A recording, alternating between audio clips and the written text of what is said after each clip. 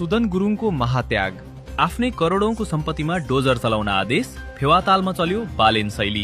आफ्नै घरमा डोजर चलाउने पहिलो गृहमन्त्री। अरूको झुपडी भत्काउन निर्देशन दिने नेता धेरै देखियो, तर गृहमन्त्री सुदन गुरुङले फेवाताल मिचेर बनाएको आफ्नै करोडौंको सम्पत्तिमा डोजर चलाउन लगाएर इतिहास रचेका छन्। कानून सबैका लागि बराबर हुन्छ भन्ने योभन्दा ठूलो प्रमाण अरू के होला? फेवातालको एक्सन। पोखराको लेक साइडमा रहेको गृहमन्त्री गुरुङको करोडौं मूल्यको संरचना हिजोको फ्युवा लेक एक्सनमा ध्वस्त पारिएको छ।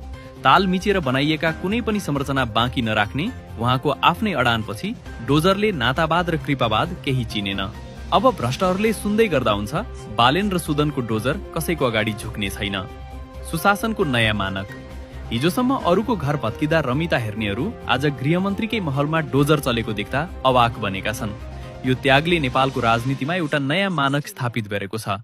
आफ्नै करोडौंको सम्पत्तिमा डोजर चलाउने सुदन गुरुङको यो कदमलाई तपाई 100 मा कति नम्बर दिनुहुन्छ?